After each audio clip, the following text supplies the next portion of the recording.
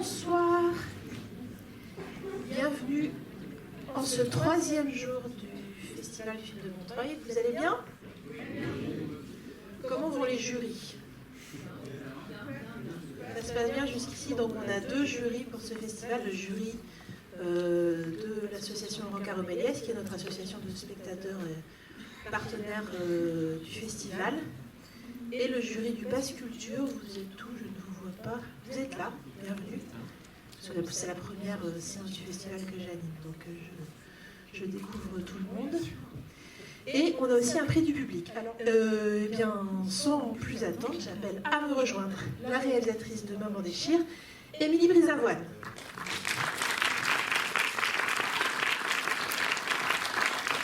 Bonsoir. Merci de votre invitation au festival.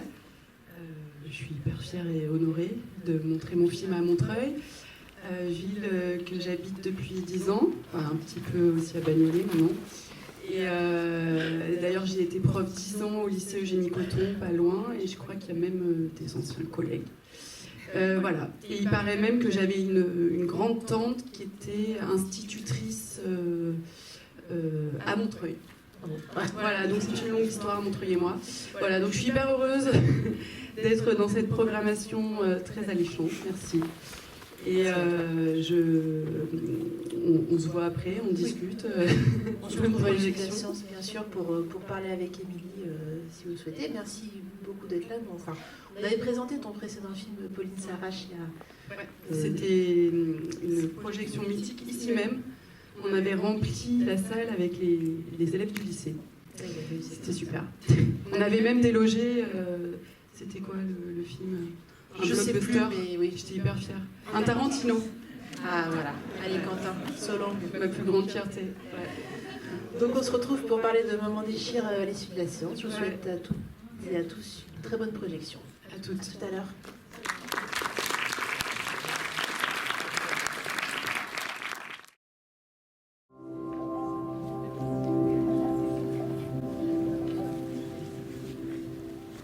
Merci d'accueillir Émilie Brisavoine.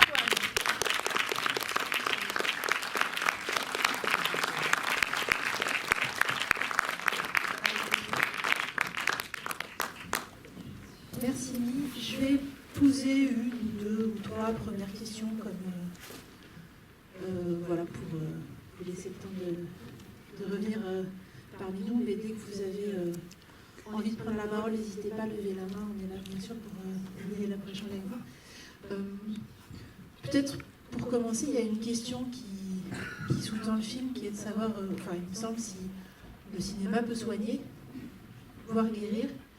Est-ce que, et puis ce qui est assez beau, c'est que le film n'y répond pas vraiment, enfin c'est des choses que j'ai vraiment beaucoup aimées. Est-ce que toi c'est une des questions qui était là quand tu as commencé à avoir envie de faire ce film, ou alors c'était totalement autre chose qui était à la genèse du film lui-même? Maintenant je vais super bien, je suis soignée, je suis guérie, et j'avoue que le cinéma est une baguette magique.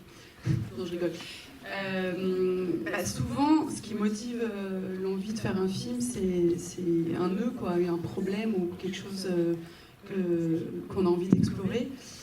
Et souvent, je trouve que toutes les questions où il y a de la douleur ou de la honte, ça sous-tend souvent des questions complexes avec des nœuds. Donc de la complexité, je trouve que forcément le cinéma, c'est l'endroit pour explorer la complexité humaine, c'est-à-dire que là, on ne peut pas être dans des discours manichéens, on est obligé d'essayer de comprendre des choses qui sont complètement troubles, à savoir, là, en tout cas, c'était la nature de la relation avec ma mère, qui est une relation qui est complexe et qui est faite d'amour, mais aussi de colère, de choses de non-dit, et du coup, qu'est-ce que je fais de ce truc-là?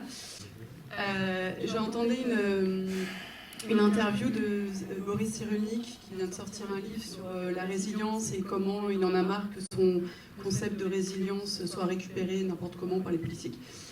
Et en fait, il parlait de la question du pardon, c'est-à-dire que est-ce que pardonner, ça peut faire quelque chose sur les victimes? Et moi, c'était une question que je me posais aussi, forcément. Et en fait, il dit que le pardon, ça sert à rien, en fait. C'est pas ça qui va guérir, ça n'apporte rien au schmilblick, en fait. En revanche, il dit que la seule chose qu'on peut faire, c'est prévenir, et lui dit qu'on peut prévenir à travers l'art, notamment. Lui parle du théâtre ou du cinéma, et l'idée qu'on puisse, en tant que spectateur, se projeter dans d'autres points de vue que le sien. Et le cinéma nous permet de comprendre d'autres points de vue. Et le fait d'explorer, moi, cette histoire à travers le personnage de ma mère, mon frère et moi, c'est aussi que je sors de ma posture d'Émilie, la fille de ma mère, et je deviens la réalisatrice qui pense les personnages comme des personnages d'une histoire.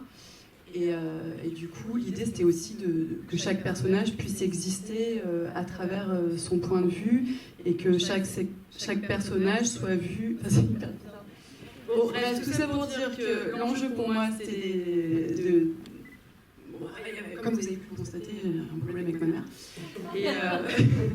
Et donc, l'idée, c'était au début...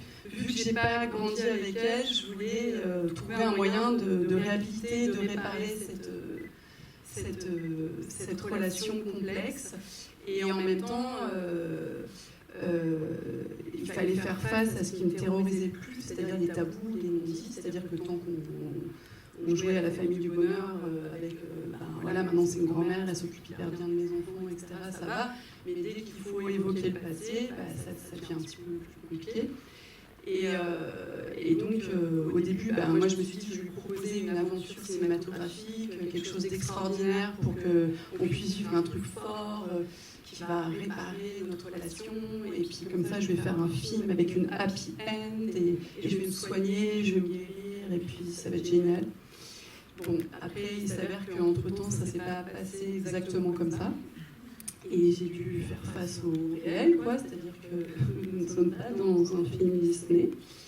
Et que du coup, ma mère n'est pas en mesure de partager cette discussion sur le passé. Et en fait, pour qu'il y ait pardon, je pense que c'est nécessaire qu'il y ait une discussion franche sur un passé qui a été... Bon, bref, en fait, vous voyez le clip Vive le pardon. En fait, Kizito Mingo, c'est un défenseur de la paix au Rwanda. Il a été assassiné entre-temps. Et donc, on lui a demandé l'autorisation d'utiliser la chanson Vive le pardon, et son association a donc regardé le film. Et à la fin, ils ont dit, oui, on est à fond sur le film, parce qu'en fait, on est d'accord avec le fait qu'il n'y a pas de pardon s'il n'y a pas une discussion franche, en fait. Et du coup, ce truc-là, c'est pas fait. Donc il a fallu que je revoie un petit peu qu'est-ce que je vais faire dans ce film. Et c'est là qu'a commencé toute la question de la thérapie plus ou moins parallèle, alternative, etc. Et donc toute cette question, qu'est-ce qu'on fait du mal qu'on nous a fait, qui est quand même la question terrible, mais qui est la plus banale et la plus partagée du monde.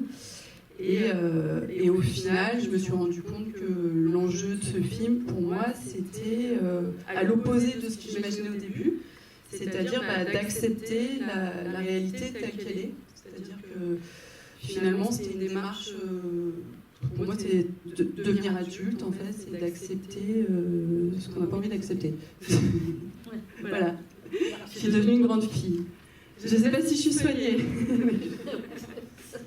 Alors, il y a une scène sur laquelle j'aimerais bien revenir, c'est la scène où ta mère refuse l'obstacle, quoi, littéralement. Et là, dans la mise en scène, il y a quelque chose, tu finis par littéralement te prendre le mur, quoi. Enfin, l'idée de continuer à filmer alors que le téléphone est contre un mur.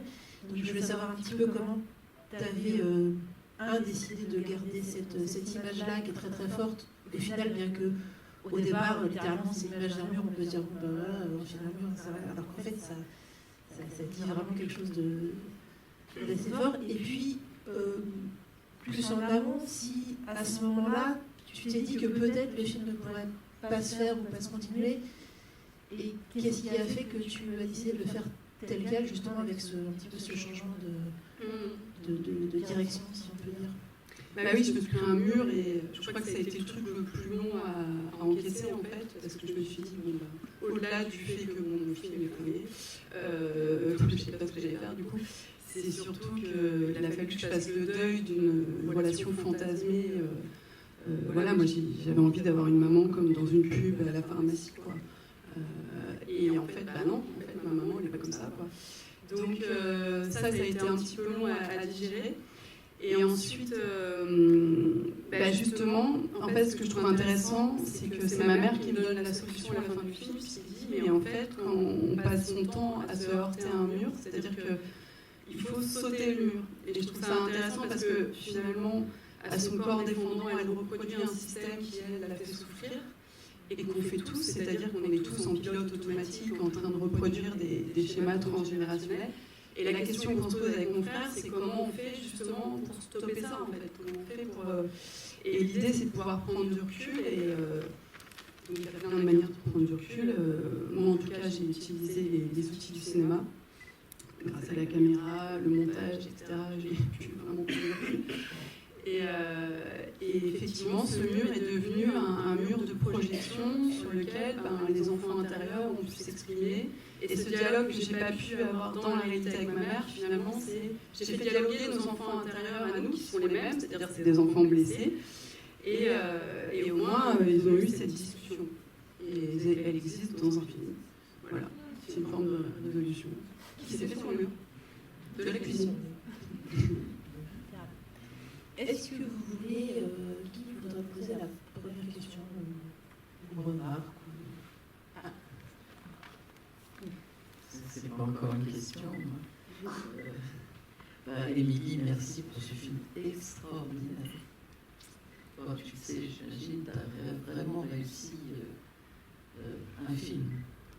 Et à nous faire partager des questions, des histoires et nos propres questionnements et nos propres histoires grâce à la vision de ce film, en ce qu'il est réussi comme forme cinématographique. C'est là où il me semble qu'on se sépare de l'idée de guérison. On ne voit pas une thérapie, on voit une création. Et on le voit d'autant mieux, enfin d'une façon d'autant plus visible, que là tu as travaillé plastiquement l'image d'une façon vraiment virtuose. J'adore les compliments. C'est totalement légitime.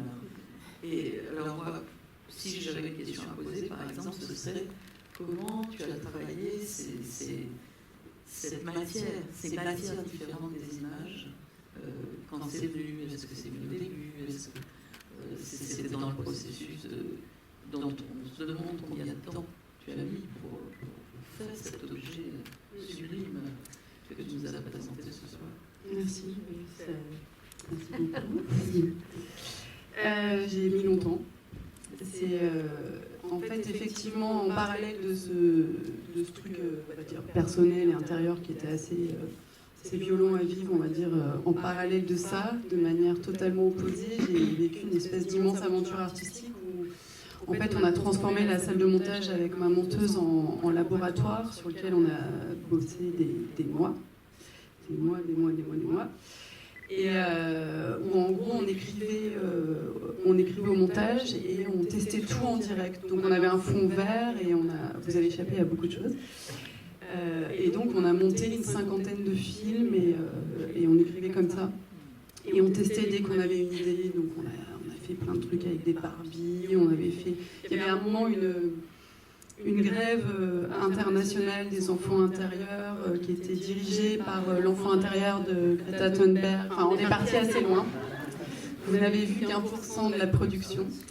Mais on s'est éclaté et en fait il y a eu une énorme jouissance créative qui est venue compenser, qui pour moi est ma thérapie, on va dire ce qui me fait du bien en fait, ce qui me fait énormément de bien, c'est de créer. Mais dans Pauline Sarrache, mon premier film, il y avait déjà l'idée de travailler une matière hétérogène avec justement, moi je suis fascinée par cette matière, tout ce corpus d'images domestiques, les Super 8, les VHS, maintenant l'iPhone, le Skype, voilà, toutes ces images qu'on utilise couramment et qui est censée, enfin qui est dévaluée, quoi, qui n'est pas considérée comme du cinéma. Moi, j'aime l'idée de les travailler comme des patchwork. Et puis j'ai une formation plutôt de plasticienne, j'ai fait des études d'art appliqué, donc j'ai vraiment un goût pour la dimension plastique de l'image, et ça c'est vraiment mon plaisir, quoi. Donc effectivement, ouais, on a beaucoup travaillé, mais finalement tout ce temps d'écriture, il était, en fait on écrivait en même temps qu'on tournait, en même temps qu'on montait, en fait on a inventé une méthodologie, on avait 2 postes de montage avec ma monteuse. Et moi, je faisais tout ce qui était un peu foufou, onirique, et puis elle faisait tous les trucs qui me font chier, genre des scènes normales. Et puis après, ce qui était compliqué, c'est qu'au début, j'étais vraiment focalisée sur ma mère, puis mon frère, et puis après, il a fallu que j'assume que je devienne un personnage du film. Alors, il a fallu ensuite que j'assume que je devienne le personnage principal du film. Mais comme je n'avais pas... Enfin, tout était filmé en cinéma direct pour ma mère et mon frère, mais j'avais rien sur moi, parce que je ne passe pas la journée à me filmer. Du coup, il a fallu que je mette en scène des petites scénettes où je fais du yoga, etc. Mais on n'avait pas du tout accès à ce que je traversais émotionnellement. C'est là que j'ai eu l'idée d'utiliser le cosmos pour métaphoriser justement la dimension émotionnelle, etc. Et alors là, du coup, c'était super patchwork. Les VHS, les photos de famille, le YouTube, enfin c'était n'importe quoi. C'est totalement impur. Ça. Prendre la suite. Mais je suis hyper écolo, comme fille. On va dire, non, mais parce que ça écoute les tournages, c'est pas toujours écolo. Moi, on peut dire que tout est recyclé. Alors, vraiment, c'est vraiment bilan carbone, mais alors A+, quoi. Je sais pas s'il y a ce truc comme sur les aspirateurs, mais mon film, il est A+. Faut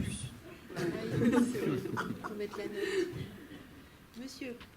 Oui, bravo, hein, c'était une grande plongée et qui m'a aussi rentré dans plein de choses, des souvenirs comme ça de blessures aussi. Je pense que beaucoup de gens, ça a dû aussi ramener. Et moi, à un moment, ça m'a fait penser, toutes ces choses de thérapie, au truc du Ho'oponopono, qui est thérapie de pardon hawaïenne, où c'est les deux personnes qui sont en conflit, qui doivent se dire désolé, pardon, merci, je t'aime. Mais pour que ça marche, il y a une sorte de médiateur, un aîné, entre les deux. Il faut que les 2 personnes le disent. D'accord. Et là, j'avais l'impression que ce qui se cherchait, c'est alors, que tu vas dire je te pardonne, mais que tu aurais besoin qu'elle te demande pardon. Et que c'est le truc là qui bloque. Elle n'arrive pas à faire se faire ce. C'est vrai que sur le moment, et que si jamais ça résolverait tout, le seul fait qu'elle dit est-ce que tu me pardonnes c'est ce que je croyais à l'époque. Mais en fait, on ne peut pas demander au chien qui nous a mordu de nous emmener aux urgences. Enfin, je veux dire, c'est. Non, mais on a cette croyance de se dire ah oui, c'est la personne qui nous a fait du mal. Parce qu'en plus, de son point de vue, elle ne se rend pas compte peut-être qu'elle m'a fait du mal. En fait, c'est ça, c'est que c'est tellement absurde de focaliser sur ça que, en fait, il faut passer à autre chose, quoi. Enfin, c'est plus compliqué que ça. Mais je veux bien faire une séance d'Ho'oponopono. Après, moi, j'ai épluché beaucoup de... Je suis assez fascinée par les chaînes YouTube de développement personnel, donc effectivement, j'en avais entendu parler. Après, j'ai pas tout testé, mais je suis ouverte. Bonjour. Bonjour. Comment vous avez réussi à prendre du recul sur la situation pour faire le film? Parce que c'est des événements assez durs, de les revivre comme ça, c'est pas facile. Ah oui, Comment vous avez réussi je confirme. à dépasser ça pour faire le film avec ces événements qui sont venus dans votre tête? Par exemple, c'était ma monteuse qui montait la scène de la dispute. Moi, ça, je sortais, je peux pas, en fait, c'était trop violent pour moi. Mais je sais pas quoi répondre.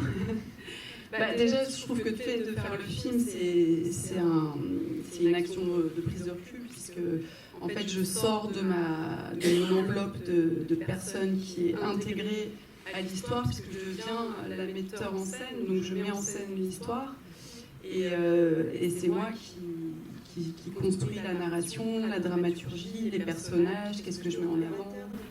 Comment ? C'était ça qui a été libérateur, justement. Ça n'a pas été un blocage, justement. Un peu les deux, ouais. Ouais. Si. En fait, c'est pour reprendre ce que tu disais, Dominique, ce qui est libérateur pour moi, c'est la création. C'est-à-dire qu'à un moment, et je pense que de cuisiner un petit peu ces souffrances, c'est ce qui les transforme, quoi. Et finalement, les choses sont transformées, parce qu'elles sont changées. C'est un truc beau que c'est... Le film, ça vous a aidé à aller mieux, en fait. Je sais pas. C'est comme une thérapie. Je sais pas, Ouais.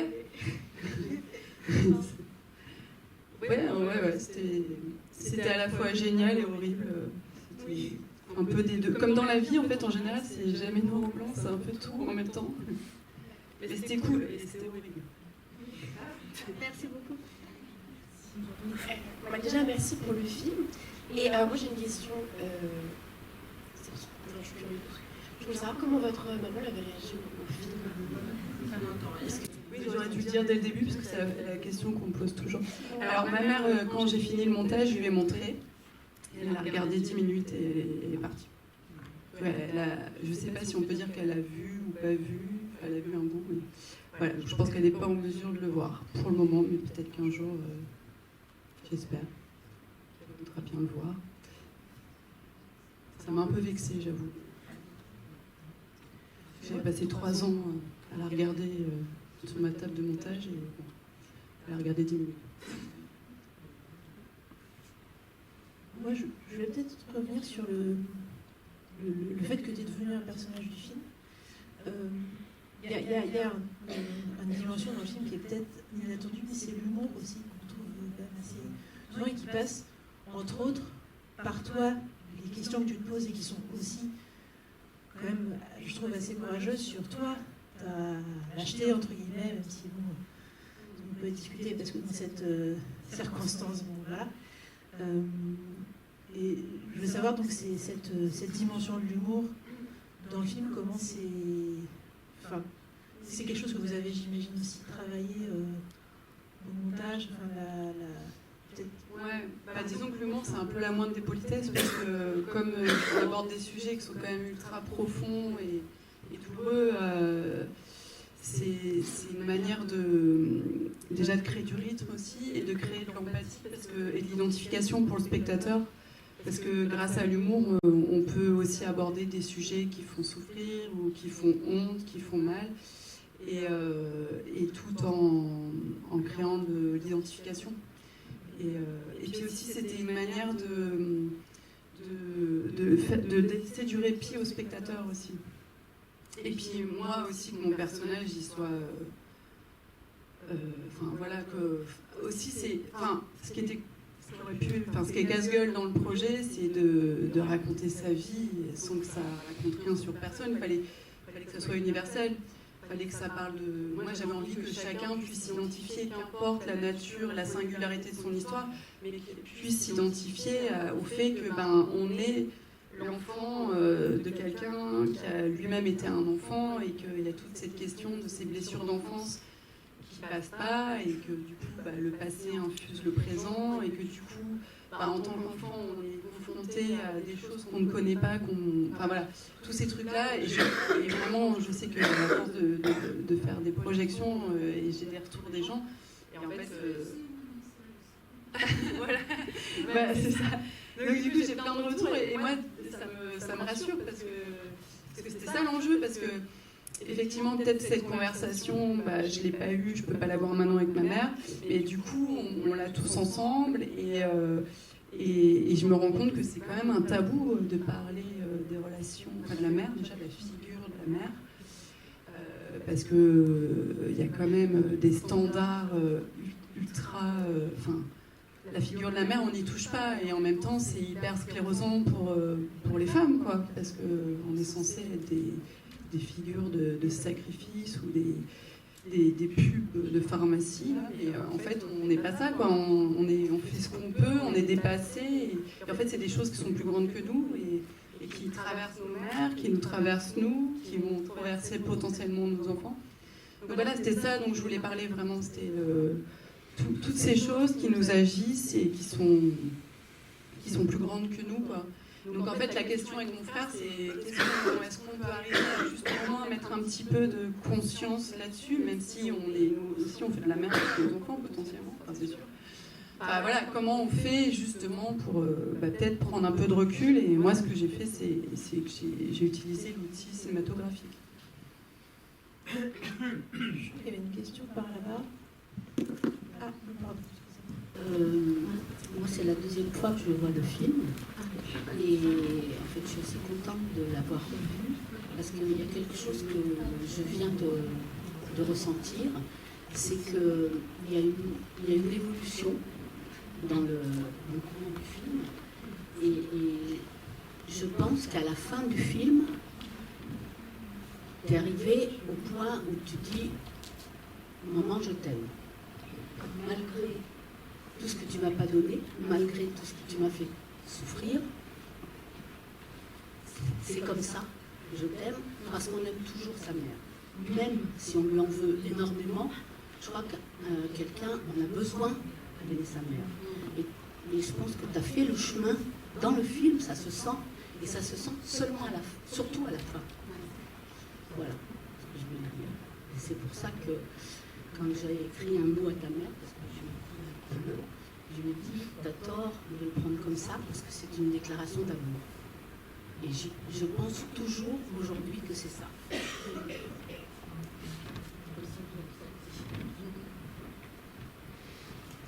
En tout cas, pour moi, l'enjeu de la fin, ce que je trouve intéressant, c'est que suivant les spectateurs, c'est assez drôle, il y a autant de fins que de spectateurs, et ça, du coup, ça me fait plaisir, quoi, parce que chacun le ressent. Après, moi, de manière personnelle, déjà, je voulais qu'il y ait une ouverture pour le spectateur, et que chacun, au terme de cette plongée, de cette traversée, il puisse l'approprier comme il entend. Après, moi, l'enjeu pour moi, quand à la fin, on voit les images avec ma mère, etc., c'est l'idée de se dire, tu es comme tu es, tu me donnes ce que tu peux, et en fait, t'es ma mère, en fait, je t'accepte comme t'es, et puis voilà, j'accepte, en fait, c'est plus un truc d'acceptation. Et du coup, c'est un truc d'apaisement, parce que quand on attend quelque chose de quelqu'un, ben, on est déçu. On a de grandes chances d'être déçu. Voilà, jamais. Mais oui, pour moi, c'est un truc sur l'acceptation. Après, chacun a l'espace de l'interpréter comme il l'entend. Madame. Bonsoir. Je voulais savoir si votre frère a vu le film, parce qu'il est très exposé dans le film. Et si oui, quel retour vous avez eu de sa part? Alors Florian, ouais, il l'a vu plusieurs fois, il est même venu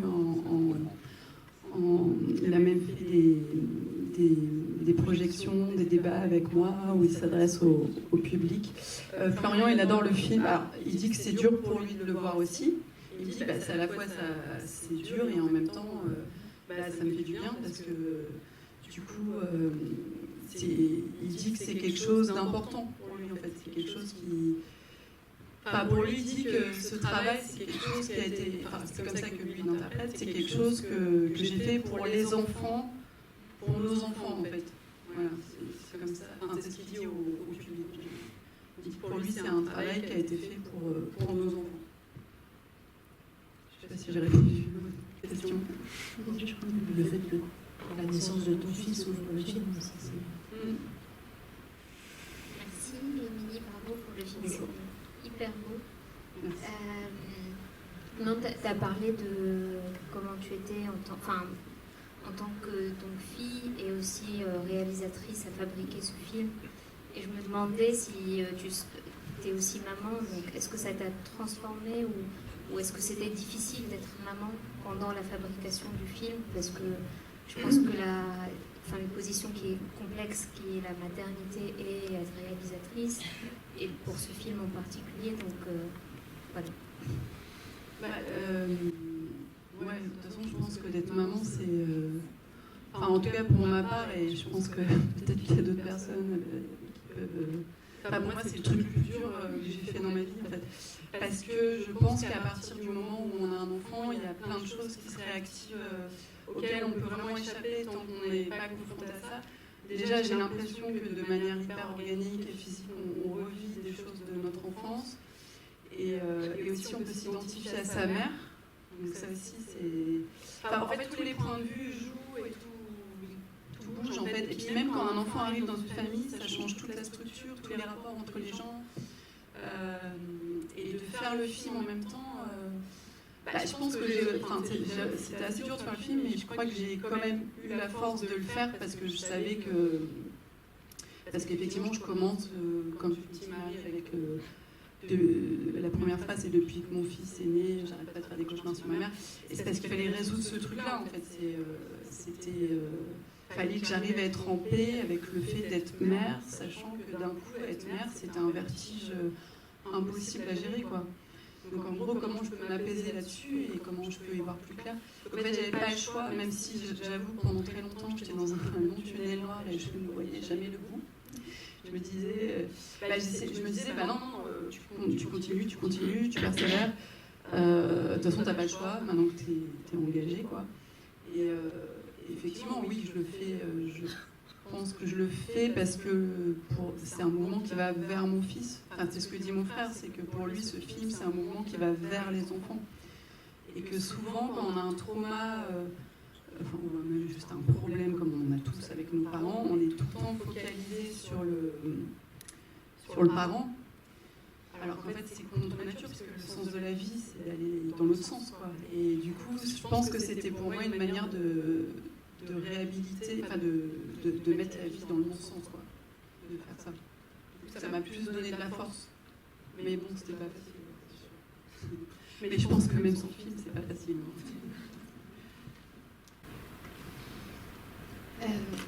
Merci beaucoup. J'ai beaucoup aimé ce film. Je ne sais pas comment l'exprimer, c'est pas vraiment une question, j'ai juste envie de témoigner ce que ça me fait. C'est-à-dire que moi, j'aurais pas forcément envie de vous poser ou de te poser des questions sur ta relation intrafamiliale, sur les effets que ça a pu faire dans ta famille, parce que je le reçois comme quelque chose que tu as réussi à hisser à un niveau collectif et justement de sortir des mécanismes de la cuisine où on est tous en train de crever tout seul. Et de se dire que d'en faire un objet de cinéma, quelque chose qui est par essence mis à distance, me permet de renvoyer la balle sur tous les processus qui ne vont pas dans nos familles, la mienne, celle des gens que je connais, les nôtres en fait. J'aurais vraiment plus envie de faire un mouvement qui ne retourne pas vers le trou noir qui aspire la matière, si on peut continuer à filer la métaphore de ton film, mais bien au contraire de transmettre vers l'extérieur. Je dis ça parce que on t'a beaucoup posé de questions sur peut-être les... Enfin voilà, je ne voudrais pas, en tout cas dans ma réception, et le fait de le dire devant vous, réduire ce film à quelque chose qui regarde que toi, ta mère, ton frère, que voilà, enfin j'ai vraiment reçu quelque chose qui me permet d'aller dans le monde avec aussi une possibilité de le conseiller, de dire à des gens d'aller le voir et de se dire que dans les familles, on peut poser ça comme étant quelque chose de politique, c'est-à-dire de commun. Qu'est-ce qu'on fait du mal qu'on nous a fait et comment ça s'arrête et quels sont les outils collectifs pour ça et ton film en proposant. Voilà, donc merci. Merci, c'est cool parce que c'était l'enjeu en fait et c'est l'enjeu, c'est de qu'on puisse. En fait, pour moi, d'avoir cette discussion avec vous, c'est je ne dis pas que ça me soigne, mais en tout cas, c'est vraiment la chose la plus importante. Parce que, surtout en ce moment, quand on voit l'actualité, il y a toutes ces questions de violence intrafamiliale, que ce soit la violence sur les enfants, les femmes, les violences sexuelles, etc. Enfin, on voit bien que l'espace domestique, l'espace familial est l'endroit primaire de violence et qui surtout structure toutes les psychés à reproduire cette violence-là à l'extérieur. Et c'est pas évident d'en parler, parce que c'est vraiment un tabou. Il y a vraiment cette idée, mais qu'est-ce que tu laves ton linge sale en public, ça se fait pas, etc. Mais bon, ça c'est grâce aux féministes aussi des années 70 qui disaient que le personnel, que l'intime est politique. Bah, évidemment, puisque pour moi, c'est à cet endroit-là que se joue tout, la racine de tous les rapports de pouvoir, de domination.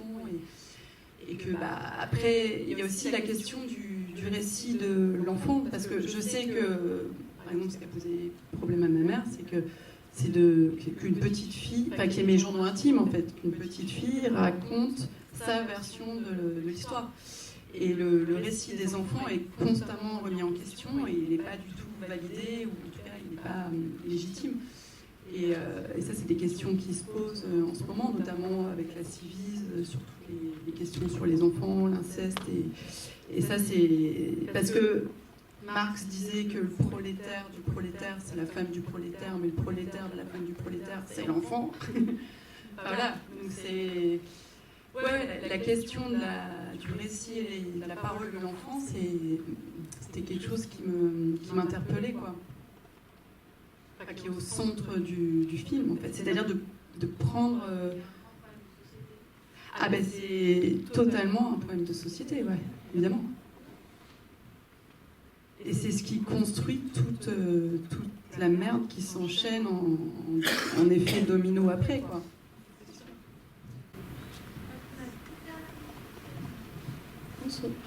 Bonsoir. Moi, je me posais la question du choix du prénom de ton fils. Parce que ça ressemble à Cosmos et Cosmos dans la vidéo. Ah oui, il y avait le Cosmos. Alors, comment j'ai trouvé le prénom de mon fils?